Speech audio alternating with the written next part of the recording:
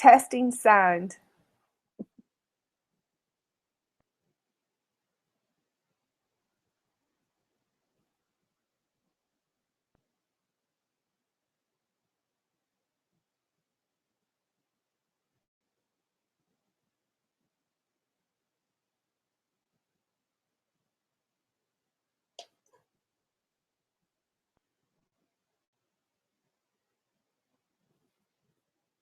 Testing sound.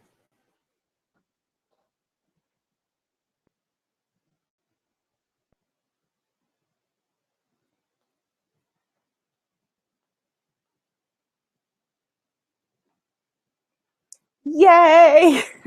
I have lift off. Okay, let's see.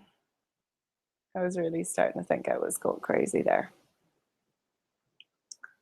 Let's do a quick periscope.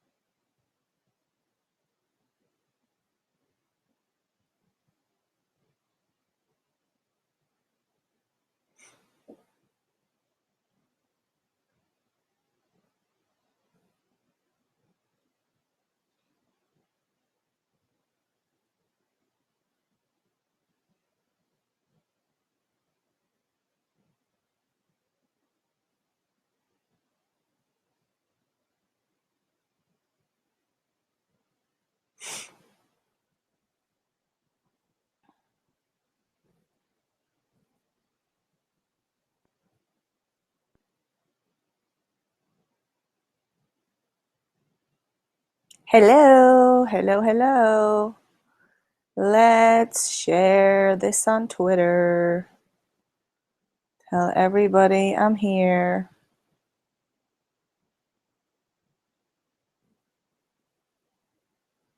No, no, no, I don't want to see that. Why can't I share it?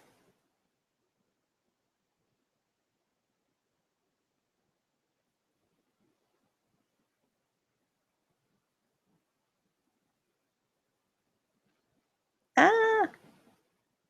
Hey, it's Ingrid here from Camera Shy, and I'm trying to do a little bit of experimenting here. I'm trying to redo my webinar that I did last night because I had no sound, and it was pretty sad, really, because nobody could hear me, and I talked and give my best performance, and nobody could hear it, so it was just me talking. But what I'm going to try and do, I was trying to put it on Twitter, but for some reason I can't seem to share it. But anyway, hey, I'm here. It's Ingrid, and this is a test run. I'm getting ready for my webinar. And the whole reason why I'm doing this workshop again is because I am doing it all about choosing, is that all backwards? Choosing the best digital camera for you. I pretty much get asked every single time. I've got a group of students, what is the best camera, what they should be using. Should they use Canon? Should they use Nikon? Should they use Sony? Don't use Sony. Sony ain't no fun. I love Sony cameras, but they're so hard to use. They're so complicated. So that's not necessarily a good thing. So what we're going to do now is today is we're going to go through some of the reasons why you might choose one camera over the other, why you might not even need a digital SLR, and perhaps maybe you might need something else. Maybe there's something that you don't even know about. So we are going to do this live and in my online classroom, which is at www.camerashy, no, I'm sorry, www.ingridkellyowens.com /live workshop. So if you want to get in on the action, ask me some questions. You can do that here on Periscope. You can give me some hearts if you want. Double tap the screen, share it on Twitter, share it on Facebook, share it all over the place, because this is interesting. I'm not sure why. It's really challenging to try and get this to get this right. But anyway, we're going to get it. We're going to do it. So if nobody else is watching, it's okay, because I know you're probably watching the replay, and I want to give you a big shout out if you're doing that, because that is awesome. And you know what, doing it this way helps me to get in front of you and show you and answer the questions, show you what I'm talking about, answer the questions that I get asked all the time, because everybody asks the same questions. What kind of camera do I need to get? What kind of accessories? What lens do I need to buy my girlfriend? She's all into photography, blah, blah, blah. So that's what we're going to do. And I think I'll keep the Periscope running. It might be kind of a funny angle because it's not quite beside my computer. Let's see if we do that. Kind of at the same angle. I'm not really talking to one person or the other. What you will miss out on in Periscope is the slides, but that's okay. We'll talk about that. So let me try one more thing here. I wanted to try and share it, but for some reason I can't share it. You keep seeing my window. I'm looking at several Ingrids here now, so it's kind of scary. So we're going to go live here now. I think we're already live actually on the webinar, on the workshop. So we're going to get cracking. So I hope you hang out with me and share it with your friends if you're interested, and let me know where you're at if you are viewing me live. It's quite a distraction. I've got like 2 different screens. Okay. All right, so it's 9:30 a.m. on Thursday morning, the 19th of November, and it's Ingrid Owens here again from Camera Shy, and we are trying this workshop again. This was done last night and I had no sound, so hopefully tonight you're hearing me or this morning you're hearing me loud and clear, and there are no problems with that at all. So we're going to get cracking here, because I have got to finish this webinar exactly at 10:30 because I'm running out of here and going to Thanksgiving dinner with my daughter. So I am here live on the Google Hangout, so you can watch me on YouTube live. You can watch me in the replay. Hopefully you're doing that. I'm actually here on Periscope too. So I've got several different cameras going on, and I feel like I'm like ignoring one person or talking to another person. So bear with me on all of that. That's all kind of new for me. Though if you are watching on Periscope, I will say this, that it will be a benefit to you to go to that website, ingridkellyowens.com/live workshop. And there you'll see the replay with all the slides. You can kind of fast forward through the slides. But more importantly than that, you can download the ebook that has all of the information that we're going to cover today. So download that ebook. You'll see all my recommendations in there, and it's all good stuff. And if you're viewing the replay on the Google Hangout or on the live workshop page here too, go ahead and download that ebook. Where is it? It's right here. So it's my how to choose the best digital camera. And so you can just print it out if you want, or you can just look at it on your iPad or on your computer screen. But you can see it's absolutely chock full of information and everything that we're going to cover here this morning. Now, like I say, if you're viewing me on the replay, very welcome. If you've never heard or seen me before, here I am. My name is Ingrid. I am an Irish girl, but I am living here in Atlanta, Georgia, and have been for the past 10 years. And I have been teaching photography in that time. And in fact, my expertise in the photography industry goes all the way back to I was 14. My dad had a photography store in Ireland and still does. Let me just try and angle this a little bit better. So I'm trying to get the 2 camera angles right. It's not quite right, but anyway, it'll do. I've been in the photography industry for 25 6, 7 years. That's a long time, but I've been teaching photography professionally on my own for 10 years. And before that, I taught many classes back in Ireland as well. My background is, because I've been in the photography industry, comes from a place of being very familiar with the cameras and the tech, and being very familiar with what my customers and my students want to know and want to learn about their cameras. So my focus is very much on the camera.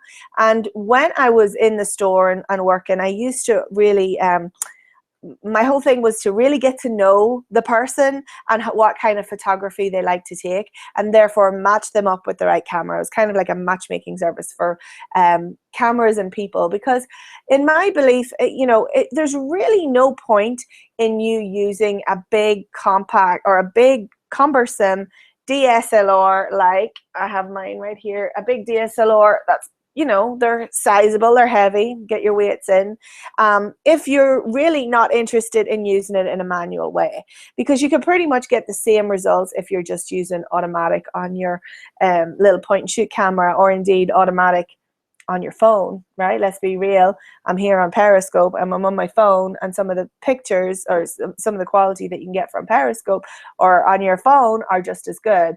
So hey to people watching me on Periscope, if you have any questions as we go through, please feel free to tap them in or write them into the chat here, and I'll try and address them. I'm trying to keep an eye on 2 different screens here. But if you want to come along to the live workshop, again, it's ingridkellyowens.com/live workshop. That'll get you in. So what I have done today is put together some of the outlining of some of the different types of cameras that are available out there, and we'll go through some of the pros and cons of why you might choose one over the other. We'll look in detail at what are the things that you might want to consider when you're buying a DSLR. So if you're thinking about buying something a little bit more creative and being able to use it in a more creative way, we'll go through some of the reasons why you'll choose one over another, and we'll talk a little bit more about, do you want to choose Nikon or Canon, or what are my recommendations for these cameras right now. So what I'm going to do is I'm going to switch screen share some of my screen. I have a presentation there, and you can go ahead and get this on the ingridkellyowens.com/live workshop if you want to get at that, or you can go ahead and see the replay after this. You can go ahead and just come back at that point and see the replay, because you're not going to see that if you're here on Periscope. Obviously, not yet, not unless I know. I could actually show you it, but it would be kind of funny if I do that. So what I'm going to do is I'm going to just talk to you, work the slides, and so I'm doing like 10 different things, but that's pretty normal for me. So the presentation is entitled Choosing the Right Camera for You, because there is no such thing as the right camera. Otherwise, it could just be me saying here, okay, everybody off you go and buy a Canon Rebel 6 Ti, right? That would be the end of the presentation. Good night, good luck, and we're all done. But actually, there's a lot more to it than that, because everybody has different needs and different things that they need to do with their cameras, right? So if you like to do, family pictures, it's going to be different. So let's have a look at some of the questions that I think that you need to ask yourself when you are buying a camera. And if you're buying a camera for somebody else, which I know a lot of people are, they're trying to kind of get their Christmas list all around, get their Christmas list together. So, you might want to think about that as well. So ask these questions about the person that you are thinking about.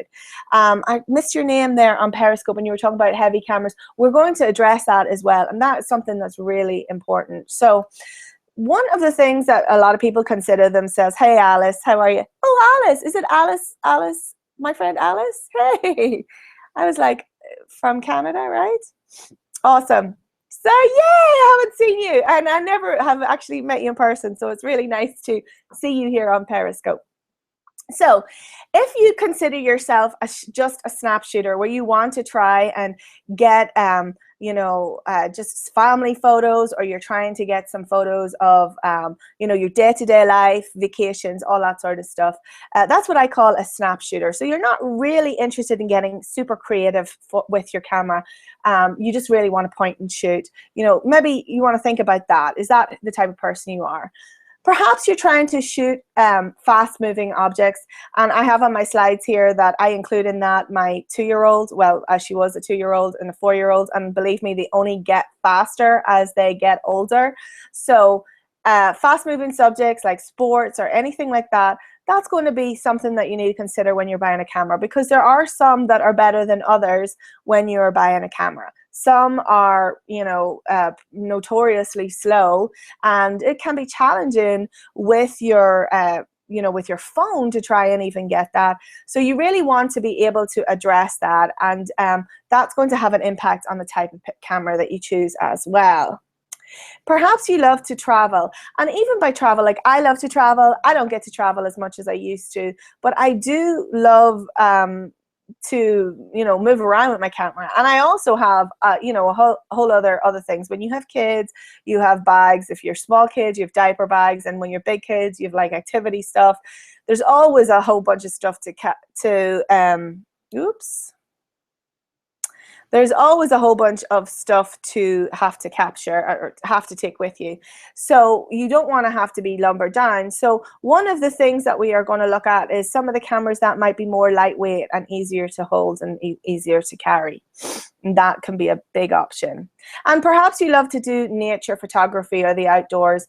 And if that's the person you're buying your picture or your camera for, if they are really, you know, wanting to do nature photography, that's going to impact the type of lens that you buy. Because a straightforward lens that you get with the kit lens is maybe not going to be the right thing for you. So you want to think about that too.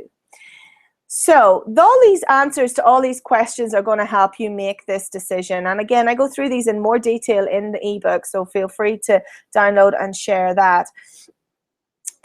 So let's have a look and see the first the first kind of, I guess, type of cameras that we're going to look at, which are the compact cameras.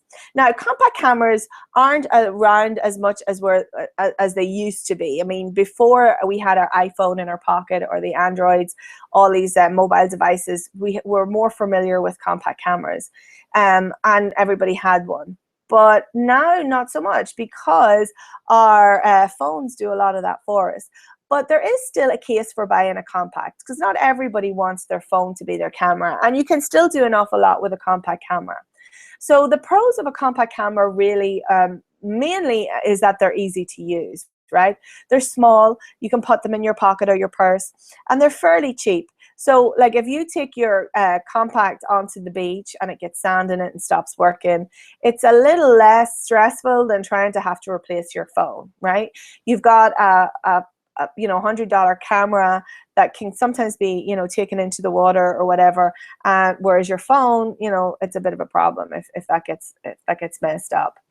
Of course, the cons are maybe the picture quality isn't as good as what you might get with something bigger like a DSLR, or you know, some of the bigger quality or higher quality cameras, and your creative control is limited. So if you're somebody who really likes the idea of, you know, doing photography as an art form or as a form of self-expression, you will find that a compact doesn't give you as much options as that. Now, having said that, there is a huge range of compact cameras. So you could have just a very basic one, or you could have something that gives you a little bit more creative control. So for example, I've shown here on the slide, you can see we have the Nikon Super Zoom L840. Now that is what's called a super zoom. So it has a combination of a wide angle lens and a huge telephoto zoom lens already built into the camera. So if you're taking that out and about with you, you don't have to worry about swapping lenses. Everything's already built in. You can switch it to automatic, point it in the right direction, press the button, and you're good to go. However, you know, you cannot do as much with it as you could do maybe with some of the DSLR cameras or whatever, but you still can do an awful lot, right? And you have also the benefit that everything is all plugged in, built in. You're good to go. It's all automatic if you want to. Now, the other camera I have here as a compact camera is the Nikon Coolpix S33. Now that one is a small compact camera as well, but it also has the benefit of being waterproof. So this is a great camera to take if you've got kids and friends that, you know, you like to go to the pool or the lake and you're in the water, or you're at the beach and, you know, water's an issue, of course, but sand and kids, my children love to grab my phone and take pictures, which is not a good thing because, you know, the phones can break and I don't want to have to be replacing a $400 iPhone every couple of months. But this camera is rugged and it's easy for them to hold on to. And if they drop it, or, you know, they throw it away in the pool or whatever, it's no big deal.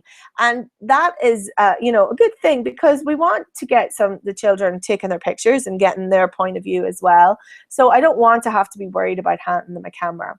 So if you find that, you know, you take a lot of pictures out and about, and maybe, you know, you don't want to have to be using your phone, consider something like this. There are still a lot of compact camera options out there for you. Now, moving along to a whole nother section called mirrorless cameras. And mirrorless are a whole new range of cameras. And I say new, they've been developed within the last 3 or 4 years by certain camera manufacturers. This was a question that was sent in by Gail, I believe. Gail was asking this question, and she wanted to for me to explain a little bit about what mirrorless cameras involve. So really what they are a squished down, smaller version of a DSLR. They are still a high-end, very good quality camera with all the mechanisms that go into like a DSLR, with the exception of the mirror, which therefore that's why they're called mirrorless, right? The mirror is what allows you to see the image in the DSLR in the viewfinder. So mirrorless cameras don't necessarily have an optical viewfinder. They may have an electronic viewfinder because they work on a different setup. And these cameras were designed from the absolute ground up with digital technology in mind. So whereas some of the Canon Rebels and the Nikon cameras that we have now, they all fit the old lenses. So they're designed pretty much around the film bodies that have been around for 40 years. But they just made the lenses now work with the digital sensors. Whereas mirrorless technology has been designed from total scratch. So they designed new sets of lenses, new camera bodies, new sensors. Everything is designed from the ground up, which means that you're getting very recent technology. You're getting cutting edge design. They're very small cameras and very lightweight, and that means that they're very easy to carry. Like if you saw a zoom lens, I wish I had one here to show you, but a zoom lens from a mirrorless camera, like I say a 75, well, the equivalent of like a 75 to 300, is considerably smaller. Like, I mean, like you could put it in your pocket compared to something like you might have like that for your Canon. So if you find that you do a lot of you know, traveling, and you like to have something compact, but you want something that has a little bit more creative control than just the basic, you know, compact camera, then mirrorless and that mirrorless system should be something that you should look very seriously at. I recently had a student who had gone ahead and bought the whole Rebel lenses and the whole gear. And when we talked about it to her, we realized that really she wants to travel, and she's a single girl. She didn't want to have, you know, being conspicuous and holding like a big camera bag and all the rest of it. So she decided to go for the mirrorless, and she picked the Olympus OM, I think it's called, I have it on the screen here, the OMD Mark II. Such a small little camera, the really beautiful results. The quality is exceptional. I was so blown away with it. And it also has all of the options that you might want to have with your ordinary DSLR, Alice. So if you have want to get a 50mm for low light photography and a blurry background and all that kind of stuff, you can get all that with the mirrorless range. And so the big players there are Olympus and Panasonic. I personally favor Olympus. I have a big, you know, affinity for Olympus. I've been using Olympus cameras for 30 years. Oh, well, 20, 20 something years. I'll not put too many years on me, but a long, long time. My first camera was Olympus camera. And this OMD, if you look at it, it is very similar to what the old cameras look like. So I kind of like that too. It's a little bit of that vintagey style, but they're really, really good cameras. And the amount of features they have is kind of crazy. They really do. They do all the Wi-Fi. They have the touch screen. They have all of the latest stuff. So check those out. The Olympus OMD, Panasonic also do some. Canon and Nikon also do them. But the lenses that you have, if you are already a Canon user or a Nikon user, will not fit the mirrorless system. They are a different system and the lenses are different. To that point as well, like we are familiar, if you've been using a DSLR, that a wide angle or the standard lens, say, is 18 to 55. Well, mirrorless is, they're smaller than that. So it's like a 14 to, I think it's a 14 to 40 or something like that. So the numbers are smaller, but they mean the same things. So it's a whole new system. You are either in it or you're out of it. You know, you're committed to it, just like when you buy a DSLR, you're committed to that brand or whatever.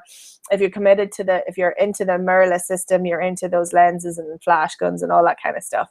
But we're seeing them more and more often now, and they're definitely not, you know, a Mickey Mouse sort of a camera. They're the real deal. So check those out if you like to have something that is compact and that you can put in your purse, but you still want to have good pictures and good creative control. Now, the next thing we are going to talk about here are DSLR cameras. So DSLR, if you don't know, means digital single lens reflex, and that just means that you've got this big old honking lens here at the front that you can take off. Now, the DSLR cameras have been around for a while, and before the DSLR came the SLR cameras, right? And SLR cameras just means that you have a different mechanism in terms of taking the picture, and that ultimately gives you much better quality, right? So the DSLR cameras are things like the Canon Rebels, the Canon 70D, all the way up to the ones that you see at the side of the football games when you're out watching the pro sports, the Nikon D3200, the 3300, all of those ones. Let me see, Sony do a range of DSLRs, Panasonic and all those, several other brands do too. But Canon and Nikon are the two big players. They're the ones that most people are familiar with, and they've been in the game the longest. So the beauty of a DSLR is that you can completely take over creative control over the camera. So if you want to show motion in your image, or you want to blur the background or be really creative with your photography, you can do that with a DSLR. You can control all of those settings in a manual way. Or you can use it completely automatically if you want to. Now, I will say that if you are using it completely in auto, you're pretty much getting what you could have got with your compact camera. You're not getting anything extra there. It's just a bit of a bulky camera to carry around to get pretty normal results, right? So you really want to be able to learn it a little bit more manually if you have the option. You are definitely going to have the best picture quality with a DSLR as compared with, you know, a compact or your phone or something like that. And they are comparable to the mirrorless system. So, you know, we can't just say they're the absolute utmost. We are even seeing some professionals moving to some mirrorless systems as well, some of the very high-end ones.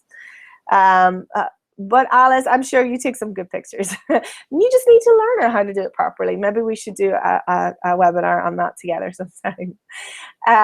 So if you have the most creative control, you know, you can really use it like to the fullest of its abilities, but you don't have to use it completely or completely manually or completely automatic. You can do it at any stage in between. So there's several different steps. And I find that myself, when I'm shooting photos of my kids and just trying to get like their day-to-day activities, I don't do anything super creative, right? I'm just trying to get the picture and stay sane and keep everybody accounted for. But if you give me a day to go off into the Georgia mountains and take some photos and be creative, then that's when I really like to play around with the manual settings and really kind of get into it. So you have options with a DSLR, which you might not necessarily have with a compact camera. The cons are, of course, that they are a lot more expensive. There's definitely a bigger commitment there when you are shooting a DSLR. They can be expensive, and you know, you can certainly get them cheaper, but when you start to get into the lenses and all that sort of, there is a little bit more money involved, and they can be a little bit confusing to operate. Like I said, you can't really just you know, hop it out of the box and start like taking these amazing photos. I mean, you can do it in automatic, but you know, there's still a lot, you can do a lot more with it if you know how to use it. And of course they are bulky. Like this one is a D7D, sorry, 7D. I get my numbers all mixed up. And it's heavy, like it's a big camera. And so, you know, you have to be prepared to take it with you. Like I'm going to the school today for Thanksgiving, and they'll do a little pageant and stuff. I probably won't take my camera because it's just so big, you know, and it's so heavy. So yeah, it's really, really bulky. But I will take my phone and I'll take some good shots with that. So yeah, DSLRs, you know, you have to be committed. You definitely have to be committed. Now, my favorite, I am a Canon shooter and I do love the Canon range. And my favorite one at the minute is the Canon Rebel 6 or T6i. The Canon Rebels, they have, over the years, they've, you know, they bring out a new Rebel version pretty much every year, and sometimes less than that. So they're now at the 6Ti. So if you see online somewhere like something like a 5Ti or a 4Ti or a 3Ti, it just means that they're older versions. There's some of them are still kept current, but eventually they phase them out. So if you see a good deal on a 3Ti, it's still a very good camera, but just be aware that it is an older camera. And you know, with things like electronics and technology, you kind of have to buy the best that you can afford right now, the best that is available in your budget right at this moment, because in another 6 months, it's going to be outdated.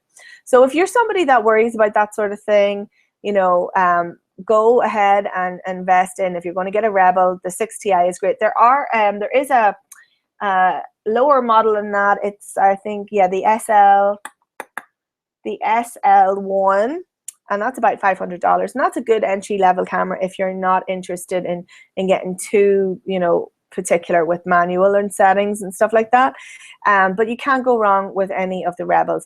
Now, after the Rebel ranges and that the T6i, you're going up into something that has a little bit more of what they call the prosumer things, prosumer features. And we'll talk a little bit more about that in a minute. But you know, you can't go wrong with a Nikon. Or can't go wrong with a Canon. Nikon are also really good. And although I am invested in Canon at this point, I teach an awful lot of students who have Nikon, so I do know that they're actually a really, really good camera, and they have very, very similar features. So if you have Nikon, you know, that's cool. Sony and Panasonic are kind of the other two big players out there.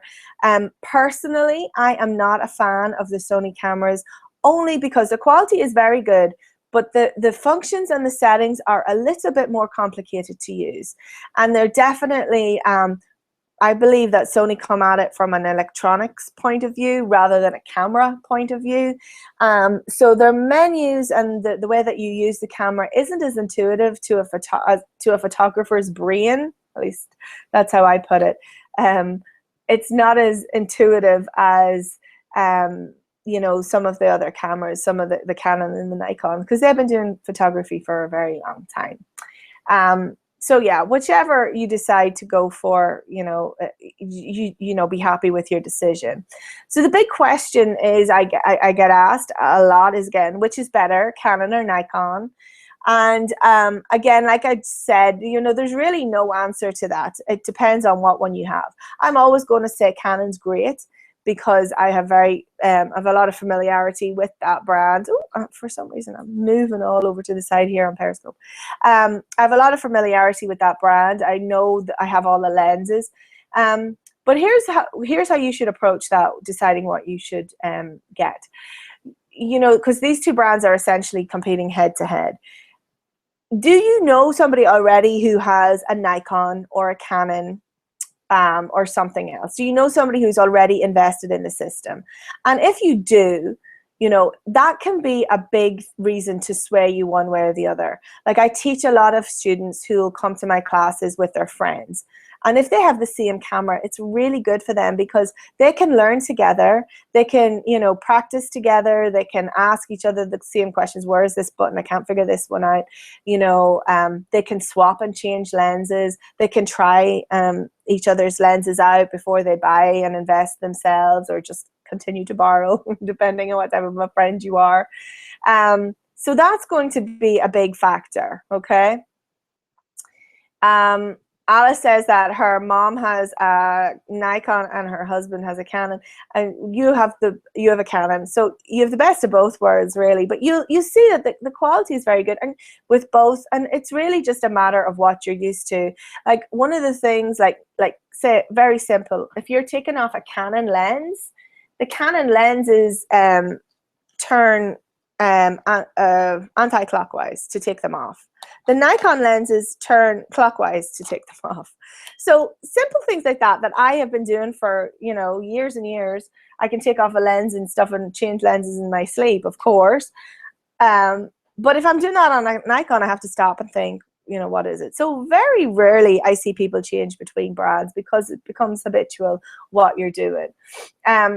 If you've already got existing lenses, like if your husband or somebody that you know had a DSLR, or sorry, had an SLR from years ago, those old lenses will fit your digital camera. So I know a lot of people have that sort of stuff. I've had students who've inherited stuff from their parents, bags of camera lenses, and then they will retrofit the newer cameras. The only thing that they don't fit is that a lot of times you can't autofocus on them. So it depends on the type of lens, but you know, you might just have to manually focus that camera lens, and that's fine. You know, that's just it, but it gives you a much bigger option of choices out there. Ultimately, I advise people to, if possible, to go to a store to try out their camera before they buy, right? So you want to be able to hold a camera in your hand. It's very important. As me and Alice were saying earlier, they are so heavy if you get some of the bigger cameras. And if you are not prepared to take that out and around with you, then there's no point in having it. Conversely, there are so many smaller compact cameras now, like I mean more compact. So like I've seen, I can't remember what the name of it was, but I think it was the new Nikon D3300, and it is really light. And I really just thought it was incredibly, incredibly light and a really nice camera. Now, personally, I like to, you know, have a bit of weight in my camera. I don't like it too heavy, but I don't mind because having a big camera, because you know, I don't take it everywhere with me anyway, but I like to be able to have a good grip on it, and it has the weatherproof. This particular one has a weatherproof body, so if it got rained on or anything, it's not a big deal. And I find I have bigger hands, so I find some of the little ones are smaller. If you're a guy, you know, you might find those little cameras too small. So it's important to try it out. And you know, some people are just more, you know, adapted to Canon. Some people are adapted to Nikon. They used to say Nikon's for boys and Canons are for girls, but I don't believe that. You know, you can do whatever. I don't believe in those sorts of things. So let's think about the features that you really need and why you need them. I'm going to take a quick drink. A lot of talking this morning. And these are the things that are going to help you make the decision ultimately, again, between your camera brands and your camera models. So the megapixels thing is kind of over right now. You know, the megapixels, it used to be that was the big concern. We're like, we have to get more and more and more pixels in there. But honestly, that kind of war is over now, and everyone is kind of competing at the same level. Most digital cameras now have a minimum of 16 million pixels, and that is way more than enough for you to get a really good quality print. I find that anything, you know, really obnoxiously big, like over 30 million, isn't even an option for most of the people who I teach. So, you know, you're looking, whatever your camera has, you're pretty much sure that it's going to be good. So if you're upgrading from a camera that you had maybe 4 or 5 years ago, that is one thing that you'll notice. You maybe jump in from like a 10 megapixel camera to something like a, you know, 24 megapixel camera. So it's important to bear that in mind when you're buying a memory card or you're going to get a new memory card. These cards are now much bigger, and yes, you need a bigger card to store all those images, bigger files. The creative modes. So the creative modes are there on like the bottom half of your camera wheel. You'll see them on the control dial, and these are things like the your portrait mode, your beach and snow, your kids and pets, all of these type of things. And what these modes do are preset your camera to particular type of setting, so like particular aperture and a particular shutter speed, and sometimes as well put like a filter on in your images to make them more orangey for sunsets and stuff like that. Now, some camera manufacturers are really big into these creative modes. Olympus are actually, they have so many creative modes that you probably wouldn't know what to do with half of them. I'm like, I feel like I'm missing out when I'm looking at their creative modes, because I'm like, I don't ever go to a candlelit meal. When would I need to use that mode? Things like that. But you also have things like, you know, sports modes, which do help you take a little bit of a faster shutter speed to freeze the action. Now, all of that stuff can be learned to be shot in more of a manual way. So you can achieve all of the creative modes if you know how to use your camera. But if you're just using it in auto, those creative modes are important. So you might want to, you know, consider which one of those you would use the most.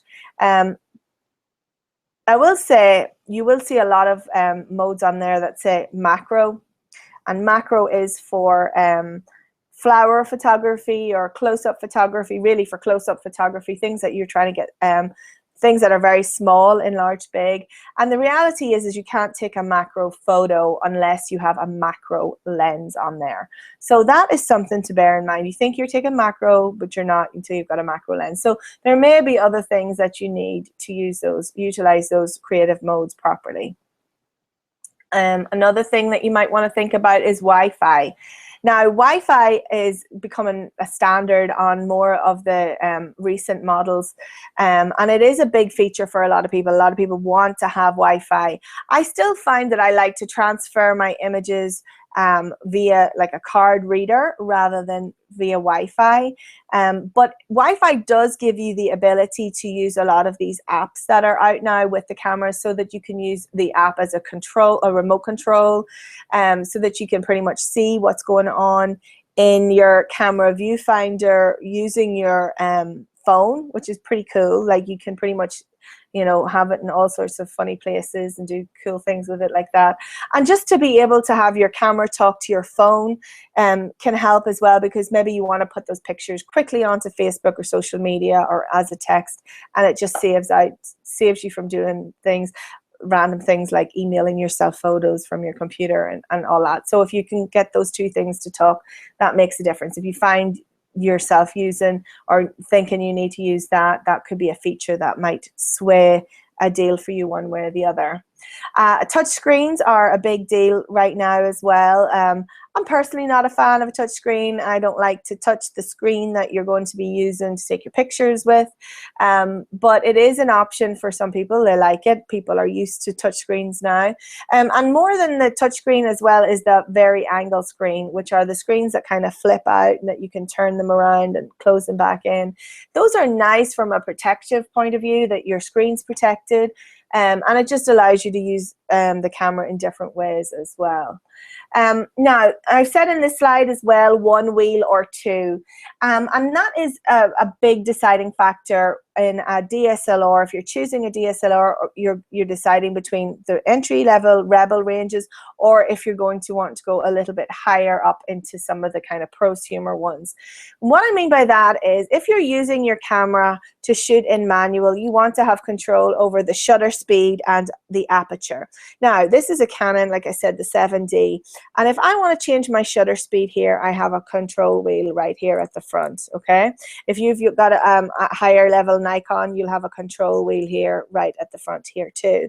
And if I want to change the shutter speed, if this was a Rebel, and I have a slide here I can show you. If this was a Rebel, I would have to press a button and turn the dial at the same time, right? Which is fine, but it's a little bit awkward to do.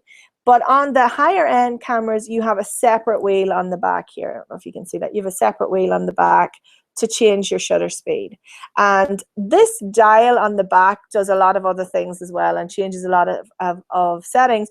But the best thing for it, the best use for it is to change the shutter speed. So you can see if you're shooting in manual, it's more designed ergonomically for you.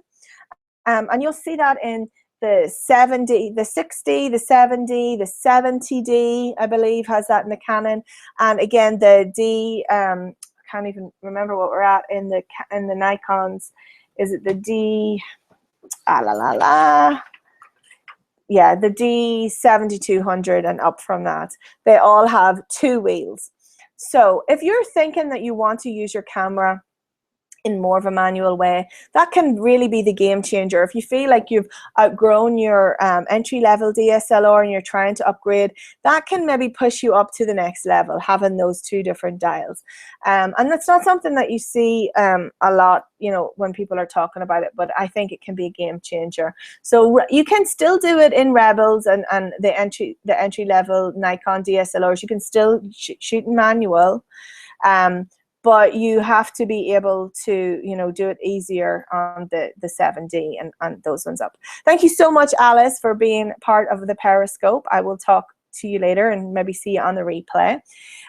We're getting through our information here quite well. We are moving on to talk about lenses. So if you're going to be getting a DSLR, you're going to have a lens. Now, the biggest question is, do I use the lens, or do I keep the lens that comes with the camera, or do I get an extra lens, or do I get another lens, or do I bundle the lenses? Because you see all these bundle deals and they're really usually pretty good value, but are they good value? So let's look at that for a minute. The basic lens kit lens that comes with your camera is called an 18-55. Generally, those are the lenses that come built or come with a DSLR. Now, if you're going to go up and buy like a 70D or a 60D or a 660, you will have the option of buying your camera body only. Some of the more entry-level cameras don't usually give you the option of buying body only. Sometimes you do, you know, there's always people splitting up kits and stuff like that. But basically, the kit that the lens that comes with is an 18-55.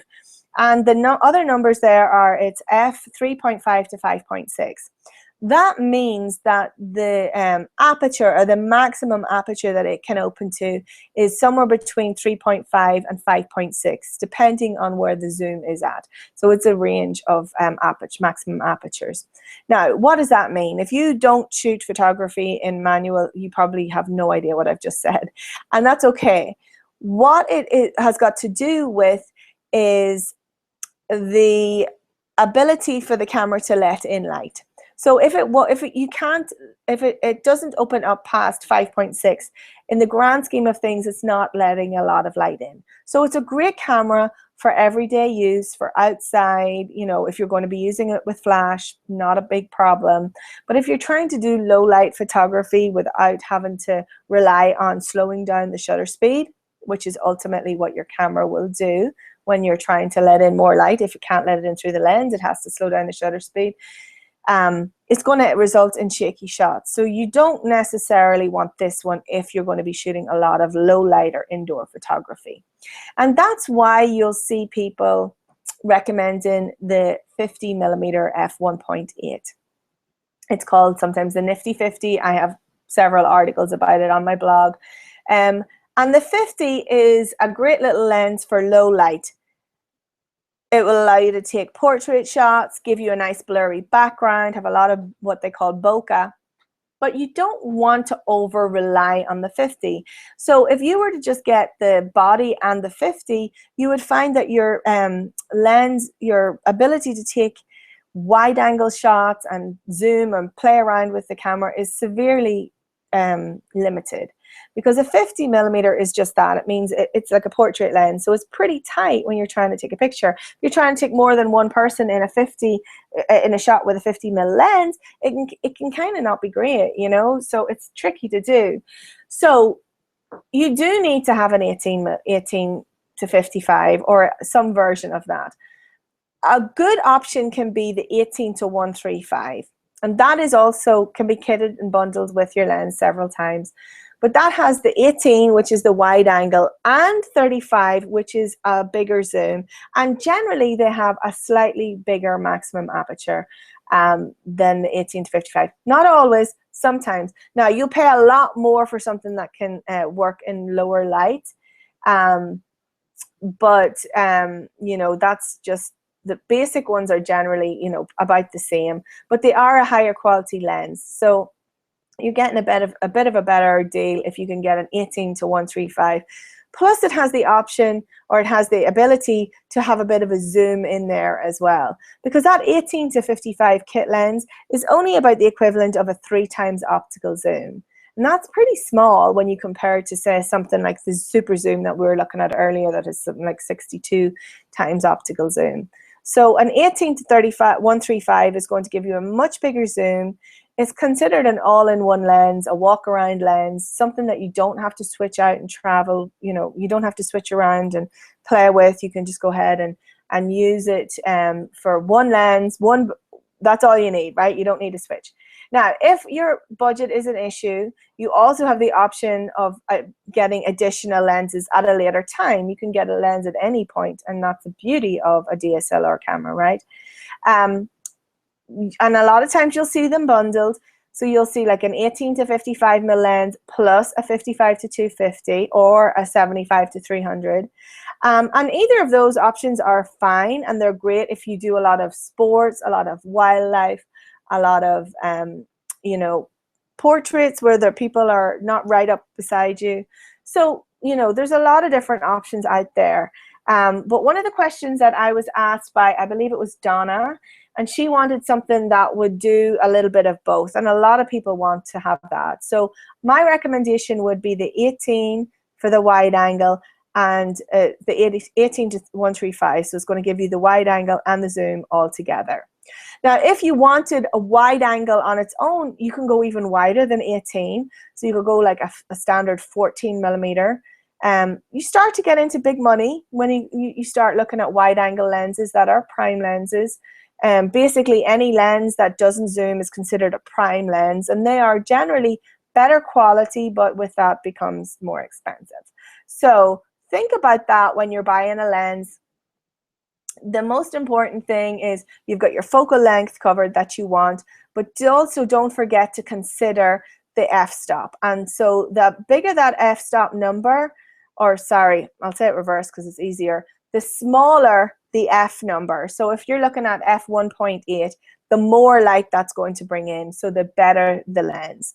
So if you were to compare an f1.8, an f1.4, and a 1.2, you might be paying a difference of like, there's a difference of $1,400 in the f1.8 and the 1.2mm lens there. There's huge difference in price because there's a huge difference in quality. So think about that. If you've got any specific questions on lenses, I'm happy to answer those via email or in Facebook, or give me a shout out on Twitter. I'll try and answer all of those for you because it can be really confusing. Now, I also recommend, and of course, I should point out, if you're Canon, You stick to Canon lenses, or Nikon, stick to Nikon. They're not interchangeable.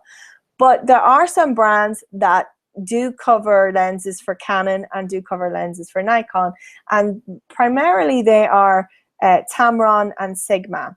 Those two manufacturers make off-brand lenses, and they are very good quality. So if you see a good price on a lens that is Tamron or Sigma, it's generally a good lens, and just make sure that you're getting the one that's compatible with the type of camera that you have. But I have no problem recommending those lenses to people, and sometimes they're a little bit cheaper than the Canon or Nikon. A lot of times they're, you know, coming in right about the same price, but they are pretty good at all-round lenses and zoom lenses, so check that out as well. And in that case, you know, it could be a good idea just to buy body only and then go ahead and get your Tamron or your Sigma lens afterwards and not have it bundled. So let's talk a minute about accessories and what kind of accessories that you need to think about when you're buying a camera as well.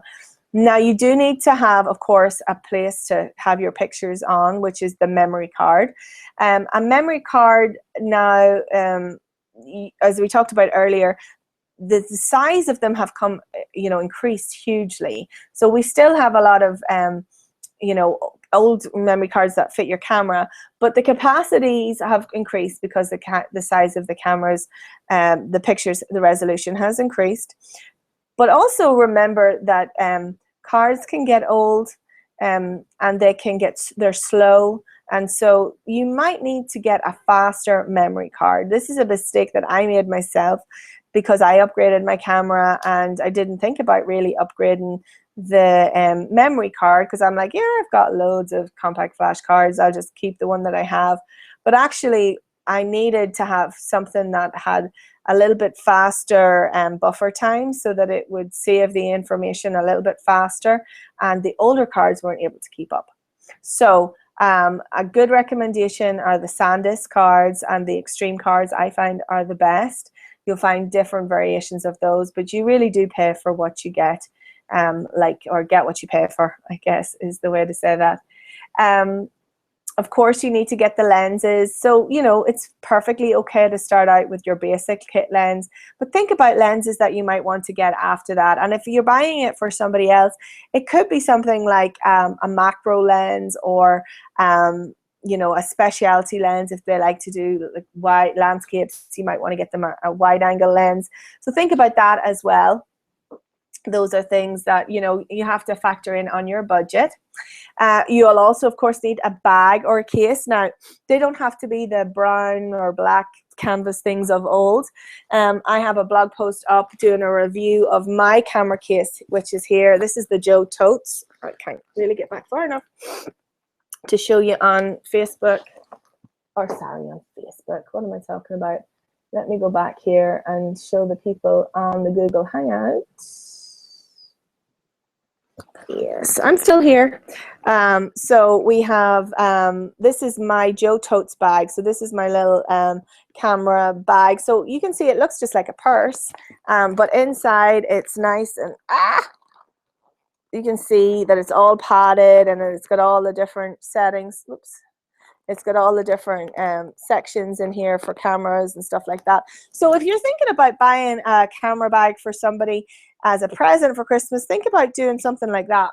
That, like I say, is a Joe Totes. We also have Kelly Moore is a great brand. Epiphany is a great brand. Some of the Australian people make beautiful leather bags. These are the pleather ones, the fake leather, which I like because you know, you're not afraid of like spilling on it or getting it messed up or whatever. You can just wipe it down. So you know, think about what maybe would be a nice addition to somebody's camera kit or camera lenses. That can be something good. You might want to consider getting your person, or getting yourself, or asking Santa. What did I do with it? Oh, sorry, I put it back here. An additional, no, that's my 50. I should have showed you earlier. Just the nifty 50 so that you can see it. Really small, little compact lens. You can see how bright it is. You can see the hole right the way through. my periscopes, my periscope people. But another thing that you might want to consider getting is a speed light. Now, this is certainly not something that you want to get straight out of the gate, because most of our compact DSLR cameras and compact cameras all have a built-in flash, and it's not until you go up a level that you really have to think about an external flash. But they all have the ability, well, at least the DSLRs do have the ability to have some extra flash in there. Now, when you're thinking about buying a flash gun for yourself or somebody else, remember that it's not the intensity of the light that you're trying to increase, which, I mean, you are, but the most important thing is that your flash can bounce, right? So that it can go straight up and bounce off of the ceiling, or you can turn it backwards so that it can bounce behind you.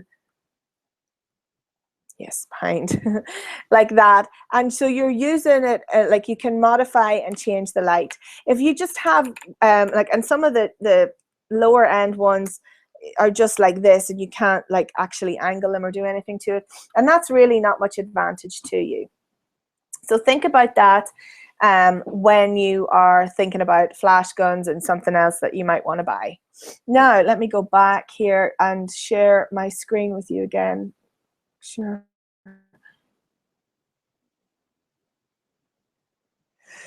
I'm starting to sneeze. Something in here is going to make me want to sneeze. Now, real quick, let's talk a minute about where I think you should shop. Now, as I said, I'm a great believer in trying out your camera and holding it before you buy it, so that you get an idea of what it's like to hold in your hand and to actually use. However, I know that a lot of the good deals are online, so I'm a big fan of kind of going into some of these big box stores and trying out the camera, and then maybe checking out your deals online, which kind of goes against everything that I've been brought up with, because having a camera store, I want you to buy in a small local shop. But if you're very confused about what to buy, those people in those smaller shops are definitely going to be able to give you the advice that you want. But if you know what you want and you are particular about the lenses and all the rest of it, you know, you can certainly get good deals on Amazon, Adoraba, and B&H online. Now, I find that those three price compare and price match with each other. So if you find a good deal one night on Amazon, you'll probably see it in B&H and vice versa. But it's good to keep an eye on all of them. It's very hard for me to go past Amazon Prime with free delivery, and here in Atlanta now we get free same-day delivery on a whole bunch of stuff, which is kind of bananas, because by the time I would pack my girls up into the car and drive to the store, they'd have it delivered here for me. So pretty awesome. Costco and Sam's Club, of course, here in the US, have great deals, and especially on bundles. So if you're thinking about getting the bigger lens and all that as a bundle, check out those places if you have a membership there, because they really do have some of the better deals that are around. They'll also bundle in memory cards and bags and that type of thing as well. Now, I will say that be wary of buying a bundle deal on somewhere like eBay. Even on Amazon, I've seen it. The bundle deals that have like a special lens extender, or all these different filters, or all of this extra stuff, like where they have it all like laid out, a lot of that stuff you don't need. Like sometimes the tripods that come with them are pretty rubbishy tripods. Like they're not going to do you any favors. Your camera might tip over when you put it on, and the bags are of inferior quality. So sometimes getting more stuff isn't actually the better deal, and you're better off to get exactly what you want and pay for just what you want. So be wary of that. Sometimes those good deals, and I have seen them where they're like advertising like, this makes your lens into like a 400mm lens, and I know for a fact that they don't. They're just, you know, it's just bad advertising on their part. So be wary of that. If it seems too good to be true, it probably is. So finally, I want to remind you again, especially for my Periscope replay viewers, to go and download the Best Digital Camera for You guide, an ebook that I have put together along with my sister who designed it beautifully. And I find that it's very easy to use. It goes through in a very step-by-step way of what you could be looking for in a camera, whether it's a compact, whether it's mirrorless, or whether it's a DSLR. All of the information is in there. And so if you haven't got time to listen to this whole presentation, you know, find out information there. And you'll also see my top tips, my top picks that are included in each one of the sections for each type of camera. And like I said, if you have any questions on any of this, please feel free to email me or ask me on social media. Now, my final words of advice for you are that remember that it is not just the camera that takes the good, it's not just the camera that is the only factor in taking a good picture. The photographer has more to do with it than we sometimes would like to admit. And especially if you're using a DSLR, it's really important that you learn how to use it. Now, you can crack out that camera, like I said, and you can switch it in automatic mode. But you're really not doing yourself or your pictures any justice by just doing that. You know, you're essentially carrying around a big, massive camera and using an automatic. You could save yourself a lot of stress and a lot of money and just have a compact camera. So learn how to use your DSLR. Now, I am going to do a shameless plug for me and my new course that is coming up. Of course, you know that I teach here in person in Atlanta and I teach online as well. We have several courses that come out throughout the year. But I have spent a lot of time revamping and redoing my Demystify Your DSLR course. And I'm calling it Demystify Your DSLR 2.0 because it is all brand new and redesigned. And I have tested and tried this course with people, hundreds of people now at this point, all over Atlanta and online, and it is a really, really excellent beginner's class in getting to know your camera. So if you feel that you're using your camera way below its ability, you're just shooting it on automatic, you're not using all of the features that you know that it can be used for, I really encourage you to think about maybe coming along and joining me in the Demystify Your DSLR course. It is going to be an online course, but it will be self-directed, so you can go ahead and sit down and binge watch my videos like a good Netflix if you want to, or you can space it out. There are weekly assignments. There are lots of action points, and what is new this time around is we are going to be doing weekly office hours where I'm going to be coming to you live like this via Periscope or via the Google Hangouts classroom, and we're going to be answering your questions live on air. We're going to be looking at sample photos. We're going to be dealing with any problems that you come up with, and you know, if you've no problems, we just sit and hang out and talk and have a cup of tea for a half an hour. And those are going to be held on a regular weekly basis, so you're not going to be going through all of this by yourself.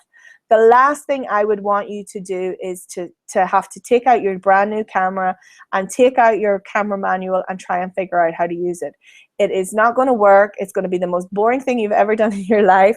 So my class is going to help you get over all of that.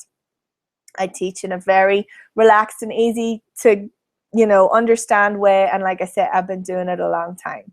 So I really want you to pick the camera that is going to be the best for you and what you need, whether that be a DSLR, a mirrorless, a compact camera, anything, whatever it is, you need to be using it for whatever you need to use it for, and you need to get the right camera to match. And then I want you to learn how to use it. So for people who are watching this replay, I am going to do a special code, or I might just do a limited offer or something. I'm not really sure yet, because of course it's still putting the final touches to it, but I'm hoping that it'll be launched before Thanksgiving, before Black Friday next week. So look out for a special deal. You can have that course, you can buy it, even if you think you're going to be getting a camera for Christmas. You don't have to, there's no start end date. You're going to have as long as you need to complete the course, be that a year or more, but don't take too much more longer than that, otherwise you just forget it and you'll have to redo it again. But that's okay, because you can do that too. So all right, I am just going to go back here for my people on the screen. And I have got to run. I am glad that we got everything covered here in the time that we had allotted. It is now 10:30, and I am going off to get my Thanksgiving feast with my first grader. I'm looking forward to getting a bit of turkey. And thank you so much. I see that we've had several viewers right here in the Google Hangout, and thank you for those people who have joined me on Periscope. The replay will be available, and if you have signed up, I will send you out the link. And like I say, I will see you online, and until next time, happy snapping.